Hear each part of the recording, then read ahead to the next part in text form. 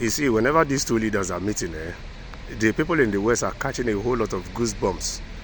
They are feeling so uncomfortable because the combination of these two represent a whole lot of things that the West might not be able to contend with. Vladimir Putin and Kim Jong-un's agreement raises Western alarm about possible Russian help for nuclear program.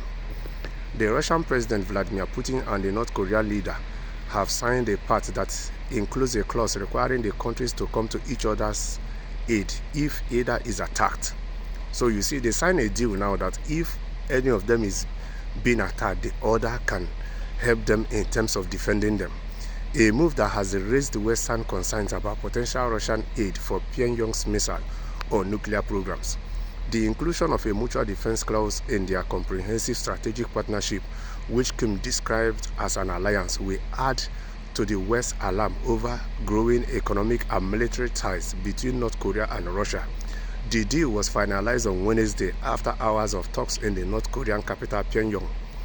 The pact has also magnified Western concerns about potential Russian aid for North Korea's missile or nuclear programs. NBC News on Wednesday reported that U.S. intelligence officials believe Putin is providing North Korea with nuclear submarine and ballistic missile technology in exchange for arms for his war in Ukraine. Citing 6 senior U.S. officials, the U.S. news network said the Biden administration was concerned Russia might help North Korea complete the final steps needed to field its first submarine capable of launching a nuclear-armed missile. So you see, sometimes we should be careful not to push people too hard. Yes, this North Korea is one of the most sanctioned countries in this world. And the way the West is pushing Russia, you see, sometimes we Africans, we have a saying that when you push people in a bad place, you push them into a good place. So sometimes you can't push a person and tell them where to stay for. So you see, now these two countries have signed a defense pact to give each other the aid if they are being attacked by any outside or external forces.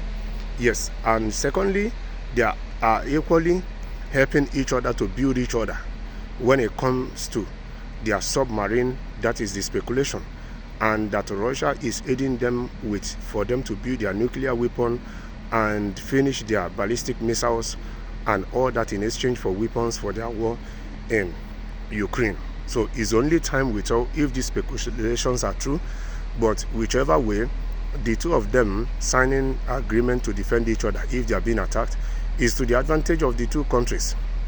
It was not immediately clear whether Russian support for ballistic missiles will indicate intercontinental ballistic missiles capable of reaching the mainland United States or the short-range ballistic missiles that North Korea has reportedly supplied Russia with during the war and also could use in the event of a large-scale conflict with South Korea.